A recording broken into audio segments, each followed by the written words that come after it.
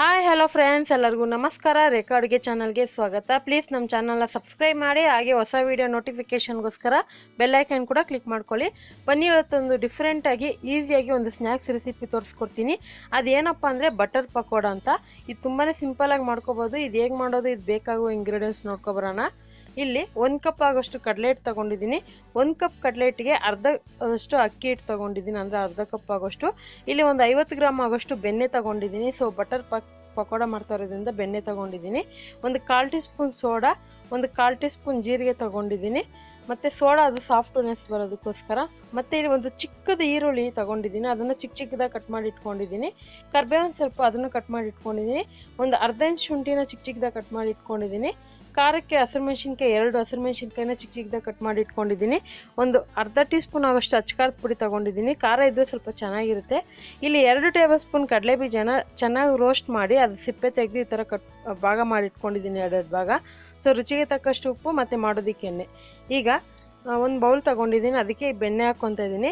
So butter pakoda ಮಾಡೋದ್ರಿಂದ ಸ್ವಲ್ಪ ಬೆಣ್ಣೆ ಜಾಸ್ತಿ ಬೇಕೇ ಬೇಕು. ನಾನು ತೊಗೊಂಡಿರೋ ಅಳತೆ ಪ್ರಕಾರ ಮಾಡಿದ್ರೆ ಅದು ಕರೆಕ್ಟಾಗಿ ಬರುತ್ತೆ. ಸೊ ಇವಾಗ ಇದಕ್ಕೆ ಬೆಣ್ಣೆ ಹಾಕ್ಕೊಂಡು ಸೋಡಾ ಹಾಕ್ಕೊಂಡು ಚೆನ್ನಾಗಿ ಒಂದು 2 ನಿಮಿಷ ಈ ಥರ ಮಾಡಬೇಕು. ಒಂದು 2 ನಿಮಿಷ ಅದು ಈ ಥರ ಮಾಡಬೇಕು. ಸೊ ಆ ಸೋಡಾ ಅದೆಲ್ಲ ಚೆನ್ನಾಗಿ ಮಿಕ್ಸ್ ಮಾಡಿದ್ಮೇಲೆ ಇದಕ್ಕೆ ಒಂದೊಂದು ಇಂಗ್ರೀಡಿಯೆಂಟ್ಸ್ ಹಾಕ್ಕೊಬೇಕು. ಇದಕ್ಕೆ ಕಡಲೆ ಹಿಟ್ಟು ಮತ್ತು ಅಕ್ಕಿ ಹಿಟ್ಟು. ನೀವು ಸ್ವಲ್ಪ ಮಾಡೋದಾದರೆ, ಟ್ರಯಲ್ಗೆ ಸ್ವಲ್ಪ ಮಾಡೋದಾದರೆ ಮಾಡಿ. ಇದು ಒಂದು ಲೆವೆಲ್ಗೆ ಮಿನಿಮಮ್ ಒಂದು 4 ರಿಂದ 5 ಜನ ತಿನ್ನುವಷ್ಟು ಮಾಡ್ತಾಯಿದ್ದೀನಿ. ಸೊ 1 ಕಪ್ ಕಡಲೆ ಹಿಟ್ಟಿಗೆ ಅರ್ಧದಷ್ಟು ಅಕ್ಕಿ ಹಿಟ್ಟು ತೊಗೊಳ್ಳಿ. ಮತ್ತು ಖಾರಕ್ಕೆ ಹಸಿರುಮೆಣಸಿನ್ಕಾಯಿ ಖಾರದ ಪುಡಿ 2 ಯೂಸ್ ಮಾಡ್ತಾಯಿದ್ದೀನಿ, ತುಂಬಾ ಚೆನ್ನಾಗಿರುತ್ತೆ. ನೀವು 2 ಯೂಸ್ ಮಾಡಿ. ಮತ್ತು ಶುಂಠಿ, ಉಪ್ಪು, ಕರ್ಬೇವು ಸೊಪ್ಪು ಅದೆಲ್ಲ ಹಾಕ್ಕೊಂಡು ಇದನ್ನು ಚೆನ್ನಾಗಿ ಮಿಕ್ಸ್ ಮಾಡ್ಕೊಳ್ಳೋಣ. ಕೈಯಲ್ಲೇ ಮಿಕ್ಸ್ ಮಾಡ್ಕೊಳ್ಳಿ. ಮಾಮೂಲಿ ಚಕ್ಲಿಗೆ ನಿಪ್ಪೊಟ್ಟಿಗೆಲ್ಲ ಕಲಿಸ್ತಿರಲ್ಲ, ಅದೇ ಅದಕ್ಕೆ ಬರಬೇಕು. ಈ ಥರ ಕಲಿಸೋವಾಗ ನೋಡಿ, ಈ ಥರ ಫುಲ್ಲು ಬೆಣ್ಣೆ ಎಲ್ಲದಕ್ಕೂ ಇಟ್ಕೋಬೇಕು. ಈ ಥರ ಉಂಡೆ ಕಟ್ಟಿದಾಗ ಅದು ಉಂಡೆ ಆಗಬೇಕು, 2 ಭಾಗ ಕೂಡ ಆಗಬೇಕು. ಸೊ ಇದಾದಮೇಲೆ ಜಾಸ್ತಿ ನೀರು ತಗೊಳೋದಿಲ್ಲ, ಇದಕ್ಕೆ ಒಂದು ಸ್ವಲ್ಪನೇ ನೀರು ಬೇಕಾಗುತ್ತೆ. ಸೊ ನೋಡಿ, ಇವಾಗ ಕಡಲೆ ಬೀಜ ಹಾಕ್ಕೊತಾ ಇದ್ದೀನಿ. ಕಡಲೆ ಬೀಜ ಬೇಡ ಅಂದರೆ ಕೂಡ ಸ್ಕಿಪ್ ಮಾಡ್ಕೋಬೋದು, ಹಾಕೋದೇ ಕೂಡ ಚೆನ್ನಾಗಿರುತ್ತೆ. ಇದಕ್ಕೆ ಗೋಡಂಬಿ ಕೂಡ ಹಾಕ್ತಾರೆ, ಚಿಕ್ಕದಾಗಿ ಕಟ್ ಮಾಡಿ. ಸೊ ಕಡಲೆ ಬೀಜ ಇಲ್ಲ ಅಂದರೆ ಗೋಡಂಬಿ ಹಾಕ್ಕೊಳ್ಳಿ. ಇದಕ್ಕೆ ಈರುಳ್ಳಿ ಕೂಡ ಹಾಕ್ಕೊಂಡು ಮಿಕ್ಸ್ ಮಾಡ್ಕೊತಾ ಇದ್ದೀನಿ. ಈರುಳ್ಳಿ ಸ್ವಲ್ಪ ಕಡಿಮೆನೇ ಹಾಕ್ಕೊಳ್ಳಿ, ಜಾಸ್ತಿ ಹಾಕೋಕೆ ಹೋದರೆ ಉಂಡೆ ಕಟ್ಟೋಕ್ಕಾಗಲ್ಲ. ಸ್ವಲ್ಪ ಕಡಿಮೆನೇ ಹಾಕ್ಕೊಂಡು ಇದನ್ನು ಚೆನ್ನಾಗಿ ಮಿಕ್ಸ್ ಮಾಡಿದ್ದೀನಿ. ಇದಕ್ಕೆ ಒಂದೊಂದು ಚೂರೇ ನೀರು ಹಾಕ್ಕೊತೀನಿ, ಜಾಸ್ತಿ ನೀರು ಹಿಡಿಯಲ್ಲ. ಯಾಕಂದರೆ ಆಲ್ರೆಡಿ ಬೆಣ್ಣೆನಲ್ಲೇ ಸ್ವಲ್ಪ ಜಾಸ್ತಿ ತೊಗೊಂಡಿದ್ದೀನಿ, ಅದರಲ್ಲೇ ತೇವಾಂಶ ಇರುತ್ತೆ. ಇದಕ್ಕೊಂದು ಸ್ವಲ್ಪ ನೀರು ಹಾಕ್ಕೊಂಡು ಮಾಮೂಲಿ ಚಕ್ಲಿ ನಿಪ್ಪೊಟ್ಟಿಗೆಲ್ಲ ನೀವು ಕಲಿಸ್ತೀರಲ್ಲ, ಅದೇ ಅದಕ್ಕೆ ಕಲಿಸ್ಕೊಳ್ಳಿ. ಅಂದರೆ ಸಾಫ್ಟಾಗಿರ್ಬೇಕು ಅಷ್ಟೇ, ತೀರಾ ಗಟ್ಟಿಯಾಗಿ ಕಲ್ಸೋಕ್ಕೆ ಹೋಗಬೇಡಿ. ನೋಡಿ, ಈ ಥರ ಸಾಫ್ಟಾಗಿದ್ದರೆ ಸಾಕು.